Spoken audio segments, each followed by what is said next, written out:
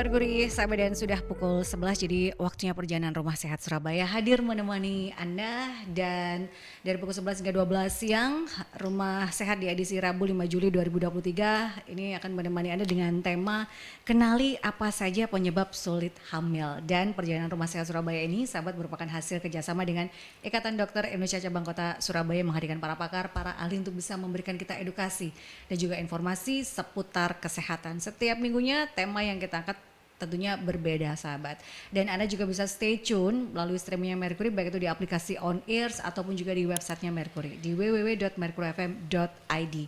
Dan Anda juga bisa bergabung, bertanya bersama dengan narasumber melalui line telepon di 5620096 atau di WhatsApp call dan juga WhatsApp Messenger, sahabat, di 0817300096. Sudah hadir di studio, sahabat, untuk bisa memberikan kita edukasi dan informasi seputar tema, yaitu kenali apa saja penyebab sulit hamil, bersama dengan Dr. Hendrik Juarsa, SPOG. Apa kabar, Dok? Selamat datang di Rumah Sehat. Ya, sehat. Gimana Mbak Yanti? Sehat semua? Sehat. Ya, syukur bisa menemani sahabat-sahabat Mercury dan bisa memberikan edukasi juga, menemani Dr. Hendrik untuk memberikan edukasi seputar tema, Dok. Kita kalau bicara tentang kehamilan, ini kan sesuatu hal yang banyak dinantikan gitu ya, Dok, oleh pasangan suami istri.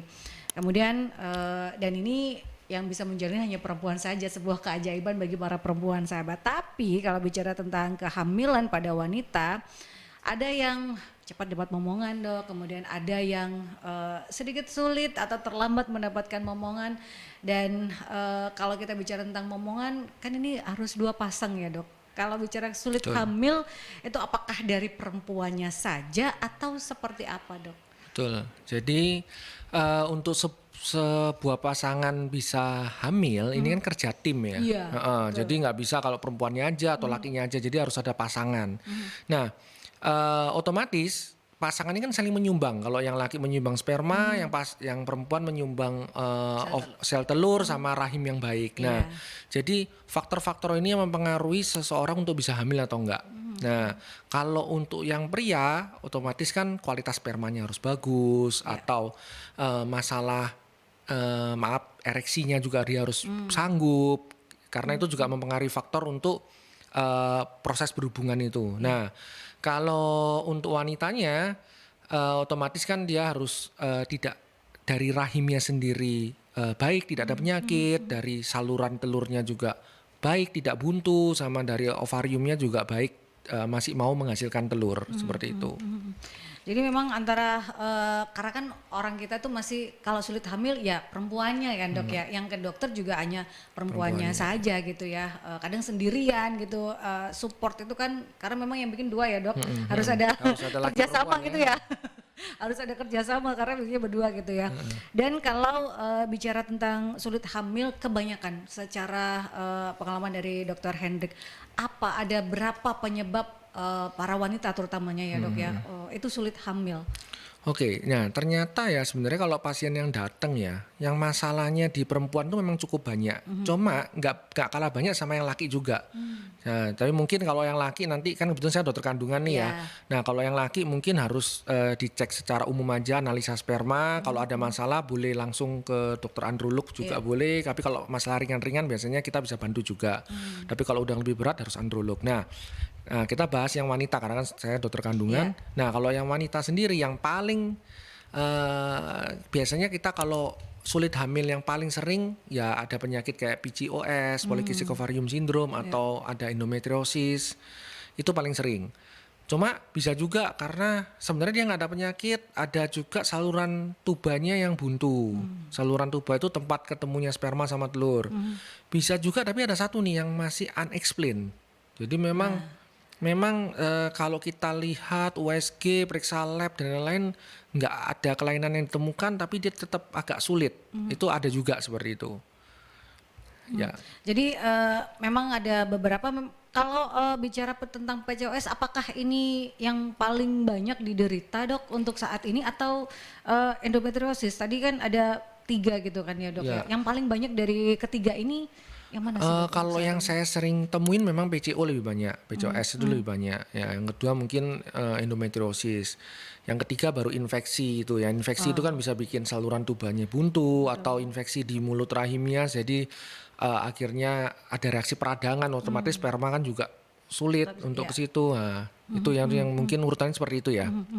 Kalau PCOS sendiri dok, penyebabnya itu biasanya karena apa? Apakah karena memang kebiasaan atau karena memang gaya hidupnya dari makanan dan lain sebagainya? Kalau bicara tentang PCOS, karena ini menjadi salah satu penyebab untuk sulit hamil dok. Iya.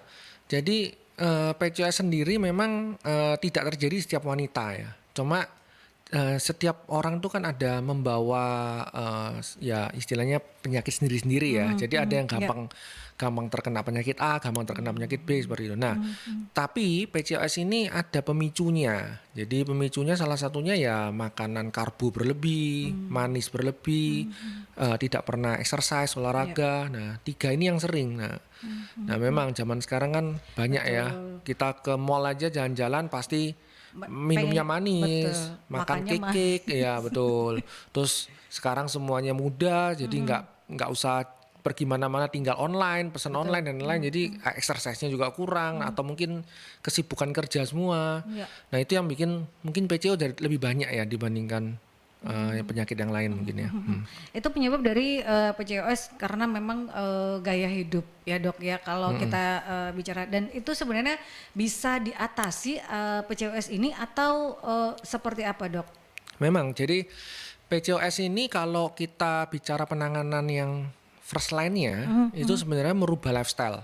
Baru yang second-nya kita pakai obat atau terapi sampai tindakan yang lain. Nah, cuma first line-nya adalah lifestyle. Jadi lifestyle itu ya tadi tuh kurangin karbo terlalu banyak, gula terlalu banyak, sama pertambah olahraga.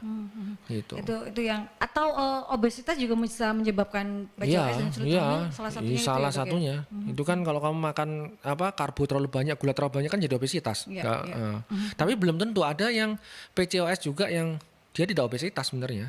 Jadi badannya juga ideal, cuma memang ada PCO-nya juga. Nah, itu memang ada faktor-faktor yang memang dia membawa seperti itu. Nah, itu nanti bisa dibantu tapi harus sabar ya.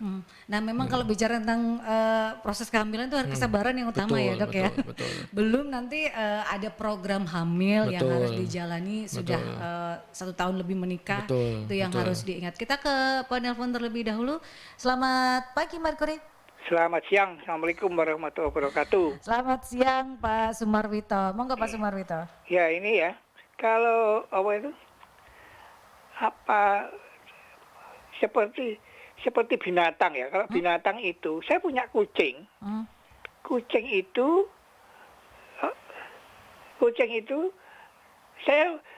dia hamil, atas punya anak itu 5. Itu bisa ya hamil, bagus semua lahir, ono sing bulunya hitam, coklat itu seperti yang perempuan, terus putih atau apa gitu. Apa manusia itu juga begitu? Kan itu bayinya bayi kembar ya. Tapi kalau istri saya yang kedua itu kan nggak bisa hamil, itu sama dokter Indarta itu juga dibikin seperti sapi itu ya. Bukan ya. Ya, seperti sapi gitu. Ya, cuma sama saya aja tapi tetap nggak berhasil. Karena waktu itu paranormal yang ngomong ini sik suwe, metengnya sik suwe kayak gitu ya.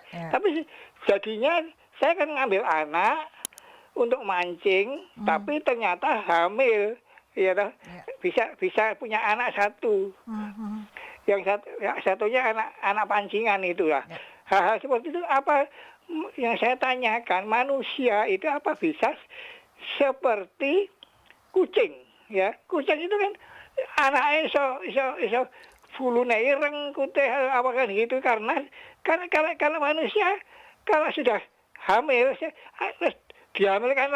hamil lagi dengan selingkuh dengan yang lain, apa bisa begitu? Maksudnya seperti beda-beda waktu di kehamilan gitu ya. Iya. Ada Pak Sumarwito, ada yang tergantung genetiknya mungkin ya. Iya, Ya, baik. beda-beda tapi nggak lama. Jadi Ya. saiki mari di apa ambek sing wong Ya, irian, baik, ya. mari wong anu Baik. tapi itu apa seperti kucing itu kucing Ya. saya itu kan Baik. gablok ya selingkuh Ya. tuh bolak-balik. Terima Makasih Pak kasih. Sumarwito. Assalamualaikum warahmatullahi wabarakatuh. Waalaikumsalam warahmatullahi wabarakatuh. Intinya adalah apa ya? Tidak bingung juga Ya, pertanyaan dari Pak Sumarwito. jadi enggak, sebenarnya kalau kucing itu kalau nggak salah ya, saya bukan Ya. dokter hewan ya. Ya. Tapi kucing itu rahimnya nggak satu memang. Jadi dia itu ada beberapa. Betul. Uterusnya itu ada beberapa rahimnya. Nah kalau manusia kan memang satu. Satu. Jadi satu itu ada daya maksimal nampungnya. Memang beberapa bisa lebih dari 2, bisa lebih dari itu. Tapi itu kan secara bayinya nggak bisa berkembang dengan baik karena tubuh kita bisa menyupportnya mungkin 1 maksimal 2. Lebih dari 2 aja 3 itu biasanya resiko prematurnya tinggi. Ya seperti itu sih. Iya, jadi memang berbeda ya manusia dengan kucing itu Pak Sumarwito Iya. karena uterusnya itu di hewan atau di kucing itu lebih banyak daripada di manusia. Kalau kita manusia itu hanya punya 1, jadi kapasitasnya itu berbeda, tidak kapasitas maksimal. Kalau kucing bisa sampai 6 atau 8, tapi kalau manusia 3 aja itu sudah berat bahaya ya, Dok, ya, sudah udah. perlu perhatian lebih. Betul. Memang ada yang seperti AIU EU Iya, itu ya, iya, 5 iya. kembar Iya, 5, tapi kan juga beresiko tinggi juga gitu ya, karena kapasitasnya kembali lagi. Kita kembali ke tema berkaitan dengan penyebab sulit hamil, Dok. Kalau tadi adalah PCOS, kita membahasnya itu berhubungan dengan lifestyle. Dan tapi ada juga yang sebenarnya tubuhnya ideal tapi mengalami PCOS. Nah, itu karena virus kah atau seperti apa atau ada beberapa hal yang harus diketahui juga oleh Bukan, sahabat-sahabat Merkuri? tapi memang kan setiap orang kan ada bawaannya masing-masing. Ada yang tubuhnya ada resisten insulinnya, jadi sehingga PCO-nya ada seperti itu. Jadi ada yang beberapa yang memang bukan karena lifestyle-nya ya, tapi memang tubuhnya sendiri membawa seperti itu. Kalau sakit diabetes itu apakah bisa juga menyebabkan PCOS, Dok? Iya, berhubungan kan resisten insulin berhubungan dengan PCOS soalnya. Jadi orang kalau diabetes bisa cenderung lebih sulit punya hamil dibandingkan orang yang tidak. Cuma itu kehamilan itu kan agak kompleks ya. Betul. Maksudnya faktornya itu banyak, bukan hanya satu faktor A terus kita perbaikin A pasti enggak gitu ya. Karena multifaktor. Contoh tadi soal dibilang pancing punya anak. Sebenarnya kan sering kan di masyarakat kita, nih ngangkat anak dulu dipancing, ternyata bener hamil, berarti bener nih perlu dipancing. Sebenarnya secara teorinya kalau tadi kan saya sempat bicara soal saluran telur ya untuk temunya sperma sama tuba itu. Nah, tuba itu dia ada bergeraknya. Jadi untuk menangkap telurnya dia bergerak, ya kan. Nah, ada beberapa teori kalau kita stres itu dia nggak mau bergerak. Nah, sehingga otomatis dia tidak bisa ngambil telurnya itu. Nah, kalau asumsinya kalau orang ngangkat anak atau apa mungkin dia jadi rileks ya. Dia udah ngurusin anak itu, jadi pas berhubungan itu berhubungan aja dinikmatin. Nah, itu malah jadi. Makanya kalau orang yang stres, pikiran terus, ayo siap kali berhubungan, ayo hamil, malah nggak jadi. Karena tubanya tidak bergerak ya, Dok, terlalu stres itu ya. Betul. Apalagi saat ditanya ketemu di pertemuan keluarga, kapan hamil ya? Nah. Kalau kita bisa bikin sendiri gitu ya, Dok, ya. Iya. Dengan adonan itu akan berbeda. Tapi kan ini akhirnya berhubungan dengan psikologis dari si ibu ya, Dok, Betul, ya. iya. Ya. Makanya perlu dipersiapkan saat akan hamil, itu jauh-jauh hari, itu pentingnya.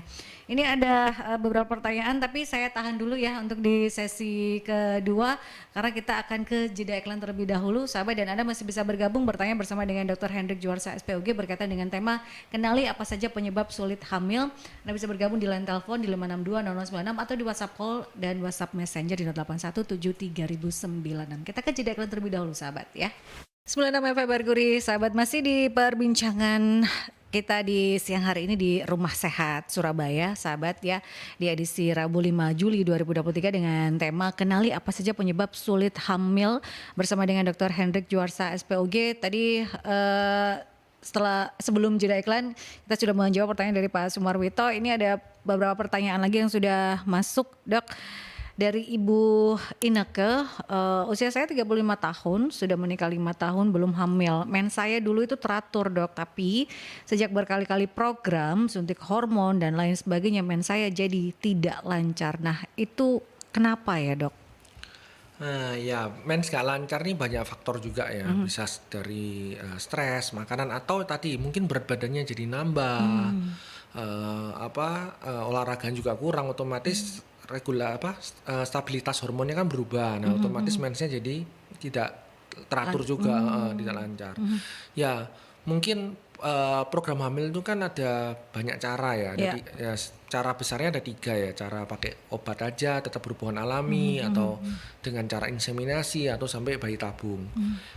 Jadi mungkin tadi Ibu siapa? Ibu Ineke. Ibu Ineke harus sabar dan mencoba cara yang lain juga. Mungkin dengan cara yang alami itu tidak bisa, kita tingkatkan, mungkin kita cari cara lah untuk bisa hamil ya.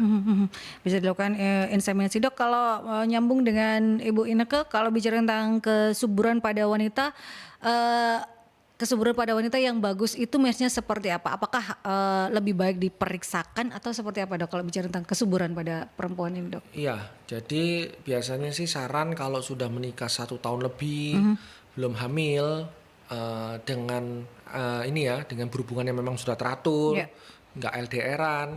Nah itu lebih baik diperiksakan baik suami maupun istrinya kan. Jadi sehingga kalau kita tahu di awal, karena mengobati hal-hal gini kan nggak kilat ya.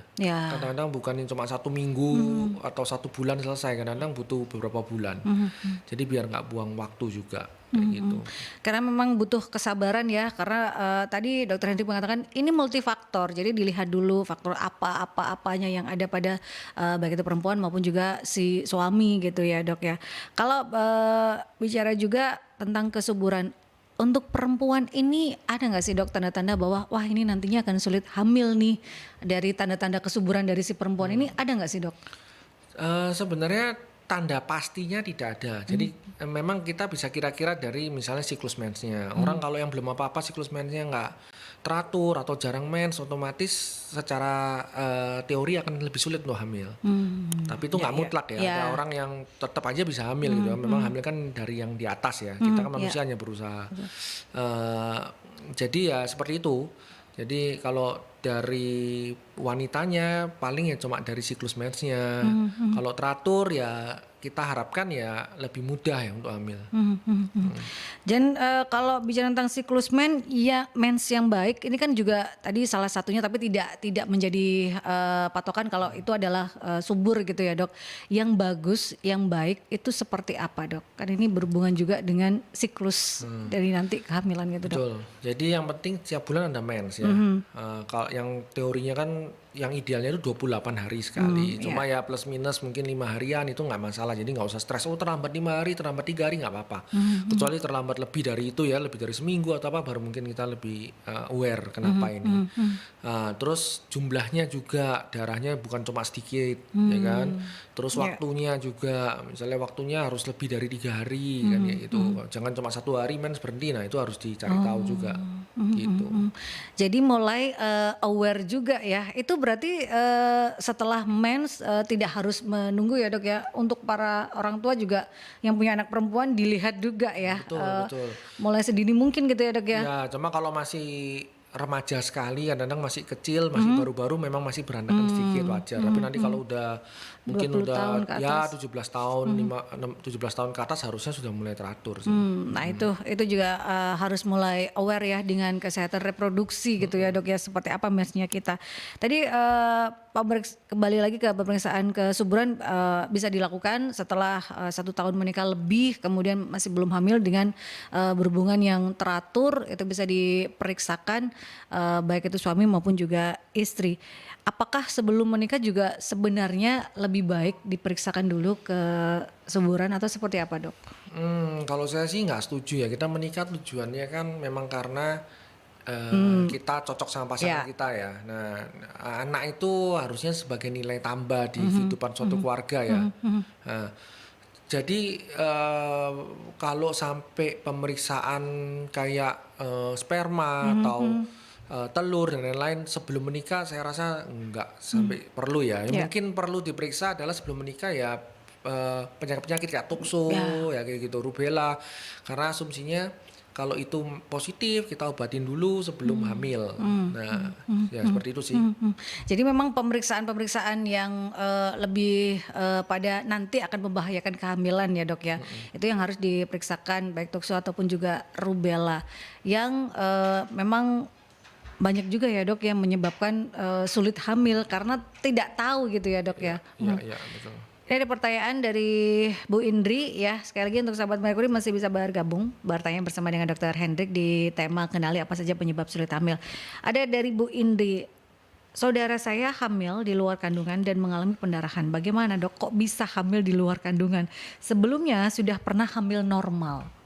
Ya, jadi tadi kan yang saya bilang tuba itu saluran ya. telur tempat ketemunya sperma sama telur itu pada saat dia udah ketemu sama telurnya, telur itu akan membelah dari 2 sel, 4 sel dan seterusnya. Nah, proses membelah itu kan dia akan membesar. Nah, si tuba ini kan seperti saya bilang dia akan bergerak, ada silianya untuk menggerakkan telurnya kembali ke rahim. Dalam proses mengembalikan itu jika terganggu, entah biasanya karena ada infeksi paling sering, infeksi dari saluran telur itu, dia kecepatannya terlalu lambat, sedangkan telurnya tetap membesar. Nah akhirnya berhenti karena sudah sempit kan. Nah pada saat sudah berhenti terus dia makin lama membesar karena dia membesar tidak di tempatnya. Kemampuan tuba untuk meregang itu ada batasnya. Ya kalau sudah lewat batasnya dia akan pecah. Nah tuba itu pecah kan pembuluh darah semua kan. Betul. Ya otomatis akan perdarahan di dalam makanya kesakitan. Gitu. Ya mungkin ada infeksi yang sebelumnya tidak ada menjadi ada, bisa juga mungkin di anak pertama nggak ada. Pas suatu prosesnya di hamil kedua, sebelum hamil itu biasanya ada infeksi sehingga saluran telurnya rusak, nggak bisa bekerja dengan baik, ya akhirnya seperti itu. Dan kalau seperti itu berarti setelah hamil anak pertama apakah perlu melakukan pemeriksaan untuk hamil anak kedua atau seperti apa dok? Ya pastinya ya. Cuma kan saluran telur kita kan ada 2 ya. Jadi kalau yang satu sudah hamil di luar kandungan udah rusak, masih ada yang satunya. Kalau enggak ya bisa dengan teknologi berbantu. Seperti kalau misalnya dua-duanya rusak ya, dengan bayi tabung itu bisa, karena bayi tabung kan kita nggak perlu saluran telur itu. Kita temukan telurnya sama spermanya di luar, baru kita tanam kembali seperti itu. Dan kalau bicara tentang sulit hamil tadi bisa dengan penanganannya ya dok ya, bisa dengan obat, kemudian bisa dengan beberapa. Kalau ditemukan sudah menikah 1 tahun lebih, kemudian sulit hamil dan melakukan program hamil, yang pertama dilakukan itu seperti apa dok? Oke, pertama kali kita kan harus tahu penyebabnya apa, di laki atau di perempuannya. Misalnya kalau di lakinya harus diobatin. Kadang-kadang ada varikokel yang berat, ya, menyebabkan spermanya jadi jelek. Kadang-kadang diperbaikin itu aja udah bisa hamil. Gitu. Nah, kalau yang masalah di perempuan kita harus cari tahu dulu. Ada rahimnya gimana nggak, ada polip nggak, ada kista nggak, seperti itu. Saluran telurnya buntu nggak. Nah, kalau jadi kita bisa tahu yang mana program hamil yang paling tepat. Ya, jadi bukan berarti tadi yang program hamil kan ada obat, insem, bayi tabung, itu sebenarnya bukan berurutan sih. Tapi di mana yang paling tepat.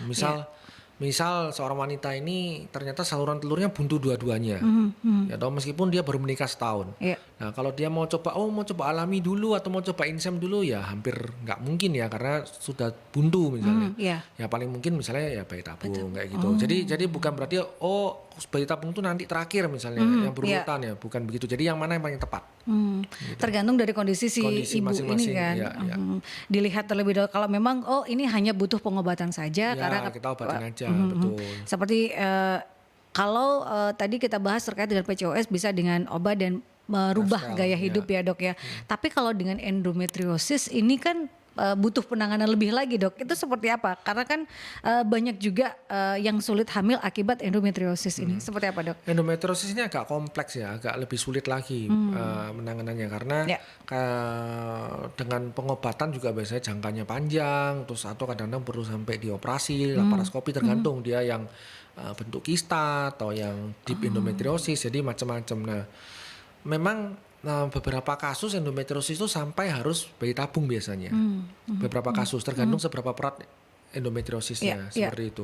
Kadang-kadang endometriosis juga bikin perlekatan, jadi saluran telurnya itu nggak bisa bergerak dengan baik, seperti itu. Jadi tergantung berapa derajatnya endometriosis itu.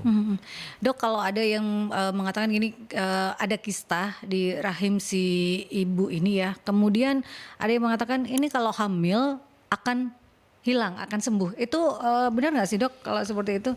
Tapi kan ini juga mengganggu untuk sulit hamil. Nah, ini kan seperti apa dok? Jadi kista itu banyak macamnya juga. Ada yang kista kayak kista endometriosis, kista-kista yang lain. Ada juga namanya kista fungsional. Nah, yang dibilang tadi bisa kempes sendiri itu biasanya kista fungsional. Jadi dia bisa kempes-kempes sendiri. Nanti kalau hamil kadang-kadang hilang, itu kista-kista fungsional gitu.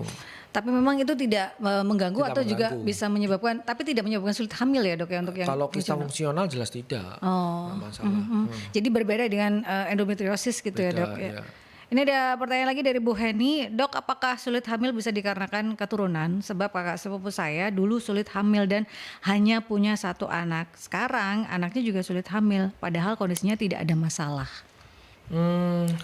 Keturunan kalau dalam arti keturunan kayak karena keturunan ada PCO atau mungkin bisa ya, karena kan setiap wanita setiap orang kan membawa gen dari orang tuanya, Ya. sehingga mudah terkena penyakit A, mudah terkena penyakit B, itu kan gen yang dibawa juga ya, meskipun faktor lingkungan yang utama tadi kan, lifestyle-nya itu. Nah, tapi kalau keturunan yang karena mamanya susah terus anaknya susah itu ya nggak ada hubungan sih.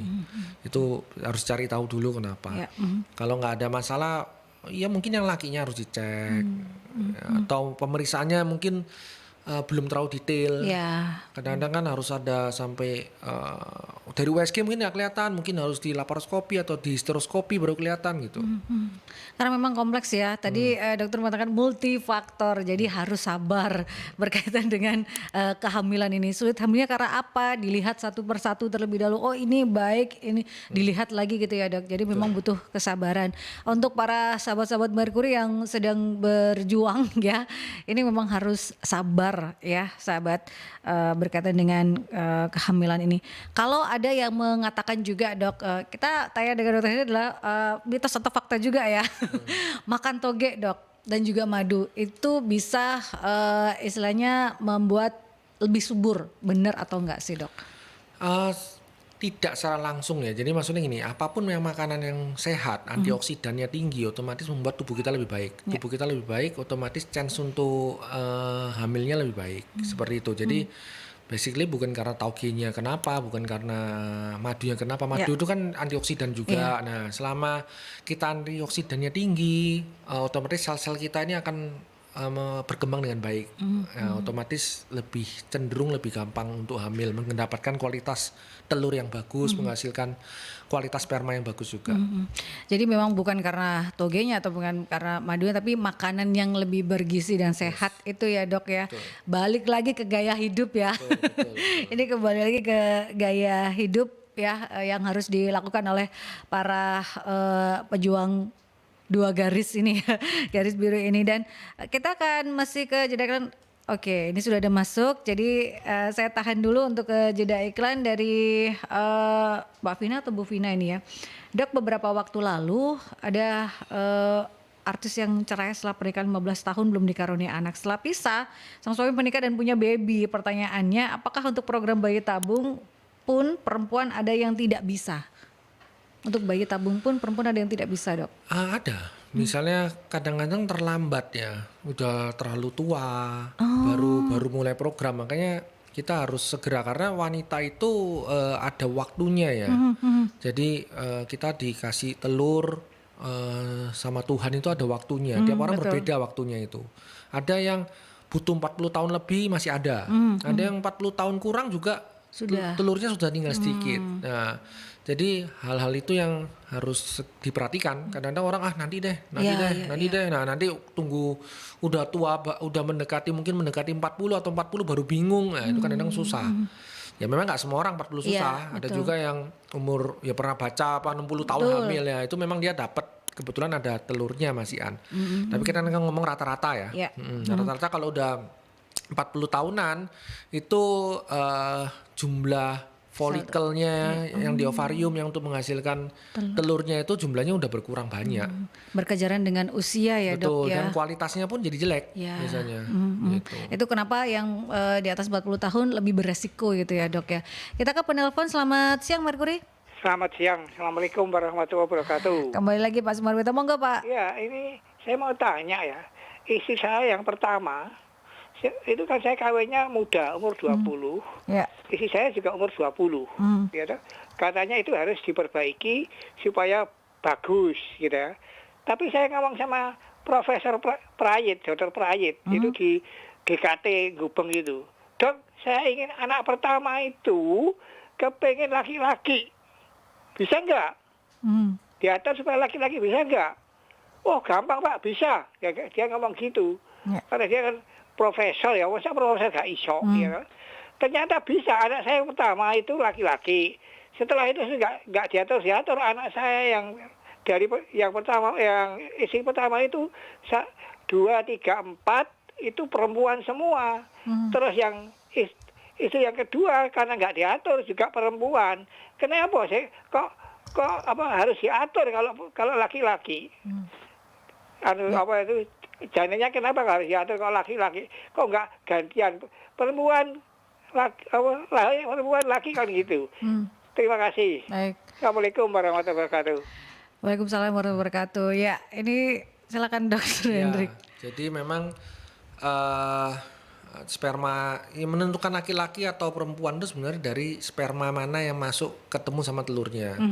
Apakah sperma laki-laki atau sperma perempuan. Nah, kalau yang ketemu sperma laki-laki ya menjadi laki-laki, kalau ketemu sperma perempuan menjadi perempuan. Nah, biasanya sebenarnya diatur pun itu nggak bisa saya 100% pasti sesuai karena kan sperma itu kan jutaan ya. Yeah. Nah, biasanya kita nggak bisa benar-benar tahu yang mana yang masuk. Kita cuma bisa mengatur mungkin hanya berdasarkan teori-teori bahwa kalau yang sperma laki ini lebih cepat, jadi waktu-waktu berhubungannya yang diatur. Seperti itu ya. Mungkin Bapak Pak Sumarwito. ini mungkin aja sperma cenderung lebih banyak sperma ceweknya, bisa jadi. Nah, jadi chance dapat ceweknya jadi maka dia lebih besar seperti itu. Itu berkaitan dengan laki maupun juga cowok, tapi untuk para pejuang garis sudah hamil itu sudah bersyukur ya dok ya. Apalagi untuk yang bermasalah sudah menikah beberapa tahun karena memang anak ini kan buah hati banyak dinantikan oleh pasangan suami istri. Dok, kalau bicara tentang tadi penanganan berkaitan dengan sulit hamil, mulai obat, inseminasi dan juga bayi tabung bergantung dari kondisi si ibu. Untuk inseminasi dan juga bayi tabung perbedaannya seperti apa sih dok? Yang harus juga kadang kan orang, waduh inseminasi jangan deh nanti kayak gini. Bayangan orang itu kan masih belum banyak yang paham gitu dok, antara inseminasi ini akan dilakukan seperti ini, bayi tabung akan dilakukan seperti ini. Oke, pertama kalau inseminasi itu kita memang memasukkan spermanya ke dalam rahim, tapi dia nanti akan berenang sendiri untuk mau ketemu sama telurnya itu. Makanya kalau inseminasi itu syaratnya juga saluran telurnya harus bagus. Nah, jadi kalau bayi tabung itu kita besarkan folikelnya, kita ambil telurnya, spermanya juga akan kita ambil, kita temukan di luar, setelah ketemu di luar kita tanam kembali. Jadi proses seperti itu. Jadi kalau orang ada yang bilang wah bayi tabung atau ini kan jadi Tuhan atau apa, ya enggak juga. Kita hanya membantu aja, diberi ilmu, kita membantu untuk mempermudah ketemunya sperma dan telur itu. Tapi jadi atau nggak jadi ya memang tergantung yang di atas lagi. Balik lagi gitu ya, karena untuk bayi tabung ini kan karena ada beberapa masalah di tubanya yang memang tidak bisa gitu ya dok. Ya, akhirnya di tuba atau yang lain gitu ya intinya. Jadi untuk membantu supaya bisa ketemu dari sperma dan juga telur ini, itu maka dilakukan bayi tabung. Dan untuk sahabat-sahabat Merkuri yang pengen bertemu dengan Dokter Hendrik ini praktek di mana saja sih dok? Saya ada di Kimia Farma Darmo Kapuas. Kalau untuk fertility-nya saya bergabung sama Asia Fertility. Itu di PHC ada. Oh iya. Ya sama di Rumah Sakit Lombok 22 kok. Ya. Kalau di Kimia Farma, kalau sahabat Merkuri nggak tahu nanti ke Merkuri saya antar. Tinggal jalan ya dok. Baik, kita ke jeda iklan terlebih dahulu ya, sahabat Baikuri, dan kita masih di Perjalanan Rumah Sehat Surabaya di tema kendali apa saja penyebab sulit hamil bersama dengan Dr. Hendrik Juarsa SPOG ya. 96 FM Merkuri, sahabat, masih di perbincangan Rumah Sehat Surabaya bersama dengan Dr. Hendrik Juarsa SPOG dengan tema kenali apa saja penyebab sulit hamil. Di antaranya tadi kebanyakan ya pasien-pasiennya itu berkaitan dengan PCOS, sahabat, yang dimana PCOS ini berhubungan dengan lifestyle, gaya hidup, dan bisa diperbaiki asal lifestyle-nya juga diperbaiki, sahabat. Kemudian endometriosis yang memang lebih kompleks ya dok ya kalau bicara tentang endometriosis, dan juga adalah saluran tubuhnya yang buntu. Ini banyak juga akibat misalnya permasalahannya, baik itu karena infeksi dan lain sebagainya, sehingga ini menghambat dari sperma bisa bertemu dengan sel telur. Ada juga yang unexplained, ini yang kecil memang tapi ya namanya juga unexplained. Ini yang masih juga banyak diderita oleh para pasangan suami istri yang sulit hamil. Tadi kalau bicara tentang kebiasaan-kebiasaan dok, kalau PCOS kan lifestyle-nya yang harus dirubah. Kebiasaan-kebiasaan apa saja yang bisa membuat terutama para perempuan ini sulit hamil? Kebiasaan apa ya? Ya mungkin kebiasaan mager ya. Nah, karena kan kita pandemi suruh rebahan terus dok. Ya jadi kalau kebiasaan satu, kurang aktivitas ya, kurang olahraga. Yang kedua mungkin kebiasaan tadi dari makanan yang nggak sehat ya. Harusnya banyak makan yang mengandung antioksidan banyak. Terus berikutnya mungkin terlalu jarang berhubungan juga bisa, karena kan kesibukan kerja, pulang udah kerja capek tidur, ya berhubungannya sangat jarang, atau berhubungan hanya cuma dihitungin, oh ini kira-kira ini masa subur saya harus baru berhubungan. Kadang-kadang perhitungan tuh nggak selalu tepat ya, masa subur itu kan terjadinya hanya sebentar, jadi kalau itu udah dilewatin ya sudah, nggak terjadi, kecuali lagi pas bener hitungannya, kayak gitu. Makanya kebiasaan-kebiasaan itu yang harus dikurangin ya, jadi harus lebih sering hidup sehat, makanan sehat, olahraga, dan berhubungan juga lebih sering. Ini catatan nggak ada masalah yang lain ya. Dan gak stres ya dok ya. Betul, karena kalau berhubungan dijadwalin itu bikin stres juga. Betul. Dinikmatin aja. Nah, dinikmatin, ngalir saja sahabat, supaya nggak stres. Itu yang juga terutama membuat tubuhnya itu tidak bergerak normal, tidak bergerak baik. Itu salah satunya. Itu kebiasaan-kebiasaan buruk yang harus dihindari, terutama para calon ibu ini. Dan kebiasaan baik dok yang memang sebenarnya harus dilakukan, ini akan bisa Anda mempercepat atau paling tidak membuat lebih rileks untuk supaya kehamilan bisa terjadi. Apa saja dok kebiasaan-kebiasaan baiknya? Pertama ya tadi olahraganya ditambah, terus sama mungkin ya stresornya itu dikurangin. Mungkin kalau kerjaannya terlalu membuat stres, nah kita ngapain kerja cari uang tapi jadi stres kan, malah kan kita kan cari uang untuk bahagia gitu kan ya. Mungkin cari cara gimana untuk mengurangi hal-hal itu, liburan, terus jangan LDRan ya. Kadang-kadang ada juga yang bilangnya ketemunya cuma seminggu sekali ya, yang nungguin beruntung gitu berarti kan ya susah. Betul. Karena kan harus kalau pengen hamil ya juga harus sering berhubungan gitu kan. Betul. Tapi terlalu sering juga. Terlalu sering juga nggak bagus. Jadi memang 2-3 hari sekali itu oke ya. Nggak perlu 1 hari 2 kali, nggak perlu. Itu yang baru dok. Yang baru gitu dok. Tapi memang terlalu sering juga harus diperhatikan gitu ya dok ya. Ya pokoknya dinikmatilah. Dokter tadi mengatakan jangan terlalu stres juga, itu juga bisa menghambat. Dok, penyebab sulit hamil lainnya tadi kebiasaan-kebiasaan baik sudah dilakukan, tapi misalnya ada juga yang masih sulit hamil. Apakah beberapa penyakit itu bisa menyebabkan sulit hamil, dan penyakit apa biasanya yang menyebabkan orang itu jadi sulit hamil dok? Ya tadi kan PCO, endometriosis, mungkin ada polip juga bisa, infeksi. Polip di tubanya? Polip nggak di mulut rahim bisa, atau di endometriumnya bisa. Kalau di endometrium kan akan mengganggu proses implantasi dari embrionya itu. Terus infeksi bisa, misalnya keputihan yang lama nggak diobatin, sehingga infeksi bisa dari rahimnya, bisa infeksi di vaginanya. Jadi ini banyak sekali sih, banyak sekali yang harus dicari tahu satu demi satu. Kadang-kadang pemeriksaannya nggak bisa hanya dengan USG, beberapa kasus mungkin harus dengan di histeroskopi, dilihat endometriumnya gimana seperti itu. Jadi memang pemeriksaan istilahnya lebih mendetail, jadi butuh kesabaran.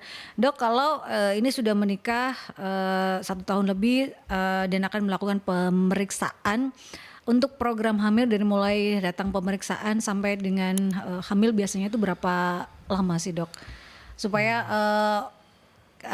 sahabat-sahabat Mercury tahu, karena memang ini butuh waktu yang lama, jadi nggak instan.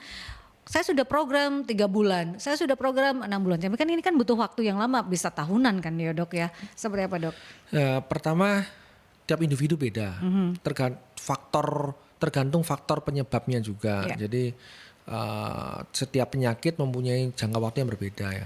Cuma biasanya ya rata-rata sih harusnya kalau program dengan teratur dan penyakit-penyakit yang udah teratasin harusnya kurang dari 1 tahun juga bisa hamil ya. Nah kadang-kadang tergantung dengan cara apa juga ya. Kalau cara alami itu tadi harus sabar. Yeah. Kalau dengan cara insem kita kan lebih diatur, mungkin kesempatannya sedikit lebih besar. Dengan bayi tabung mungkin kesempatannya lebih besar lagi seperti itu. Jadi tergantung baseline penyakitnya apa yang menyebabkan dia tidak bisa hamil dulu. Ya, kalau itu sudah kita bisa koreksi, kita bantu ya harusnya nggak lama ya. Ya harusnya ya tadi tuh mungkin kalau kita agresif untuk koreksi dan lain-lain mungkin harusnya kurang dari 1 tahun kita akan mendapatkan hasil ya.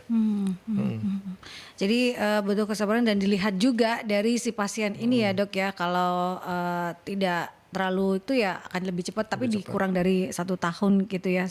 Dok, apa saran yang bisa diberikan Dr. Hendrik berkaitan dengan untuk mempersiapkan program hamil? Karena kan sudah saya mau program hamil nih. Kadang kan pasangan suami istri nanti dulu. Kadang kan gitu ya dok, masih menunda-nunda. Tapi untuk memberanikan diri untuk program hamil itu kan juga butuh kekuatan juga ya. Apa saja yang harus dipersiapkan sih dok? Saran dari Dr. Hendrik seperti apa? Kalau menurut saya pertama ya kalau udah menikah, pertama jangan ditunda. Kadang-kadang ada orang udah menikah terus dia sengaja nunda. Nah, menurut statistik semakin usia pernikahan kita semakin lama, chance kehamilannya semakin rendah. Terus yang kedua ya segera dicari tahu. Kalau udah 1 tahun menikah, belum 1 tahun lebih lah ya menikah dan berhubungan aktif, masih belum dapat, kita mulai segera cari tahu. Yang laki diperiksa, yang perempuan diperiksa, segera kontrol ke dokter. Jadi nanti kan kita bisa sama-sama cari jalan keluarnya ini gimana. Nah semoga aja hanya masalah cara atau lifestyle aja. Nah itu kan butuh waktu itu. Perbaikin lifestyle kan nggak mungkin 1 bulan, mungkin butuh 3 bulan, 6 bulan. Nah, nanti bisa hamil sendiri juga. Nah, dan yang penting rileksnya juga ya seperti itulah. Jadi rileks itu yang utama ya. Jadi jangan usah dengerin keluarga kapan hamil ini. Nah ini kan sedang berusaha gitu ya dok ya. Itu yang bikin stres terutama dari pasangan suami istri saat ditanya, terutama saat berkumpul dengan keluarga, itu juga harus dipahami untuk para keluarga. Coba deh supportnya gitu ya, jangan ditanya terus gitu. Itu salah satunya. Kemudian mempersiapkan diri dengan jangan menunda kehamilan. Kalaupun sudah 1 tahun lebih, dah harus diperiksakan gitu ya. Apakah memang ada masalah atau memang butuh saran ataupun juga butuh istilahnya penanganan lebih lanjut gitu ya dok ya. Dan untuk sahabat-sahabat Mercury, tips sehat yang diberikan oleh Dr. Hendrik berkaitan dengan untuk yang ingin program hamil ataupun yang sulit hamil ini seperti apa dok? Oke, tipsnya ya tadi pertama berhubungan kalau bisa 2-3 hari sekali, makan banyak makanan antioksidan, olahraga yang teratur ya, nggak perlu setiap hari olahraga tapi teratur, dan coba lebih santai ya. Jangan mudah tertekan mendengarkan orang kapan hamil, nggak usah lihat, mungkin kurangin lihat Instagram lihat temannya hamil duluan, stres, betul. Nah, jadi ya intinya semua orang punya waktunya sendiri-sendiri lah ya. Betul. Seperti itu. Ini ada pertanyaan terakhir dok yang baru masuk, baik untuk Ibu Weni. Terima kasih dok. Pada usia pernikahan berapa tahun sih kita sudah harus memutuskan untuk melakukan program hamil? Pertama tergantung usianya juga ya. Kalau misalnya usianya masih di bawah 30 mungkin kita menunggu 2 tahun masih oke ya. Tapi kalau usianya sudah kayak umur 35 menikahnya, mungkin kita harus lebih agresif ya. Mungkin nunggu setahun nggak dapat, kita harus cepat. Karena tadi itu cadangan telur itu yang kita nggak tahu sampai batasnya umur berapa. Nanti takutnya nunggu terlalu lama, keburu habis, lebih sulit lagi nanti. Gitu. Atau lebih baik yang 35 tahun ke atas nggak usah nunggu 1 tahun, bisa langsung program hamil gitu ya dok ya? Bisa mulai langsung cari tahu ada masalah nggak, saya gini-gini ada nggak, kalau ada langsung cepat kita atasin, jadi biar nggak sampai umur tua baru ini. Karena berkejaran dengan usia ya, berkejaran dengan istilahnya stok dari telur dari si ibu ini ya. Terima kasih untuk sahabat-sahabat Merkuri ya sudah bergabung ya, karena sudah mendekati pukul 12 siang, jadi kita harus mengakhiri perjalanan Rumah Sehat Surabaya. Terima kasih untuk Dr. Hendrik Juarsa SPOG sudah hadir di perjalanan Rumah Sehat Surabaya.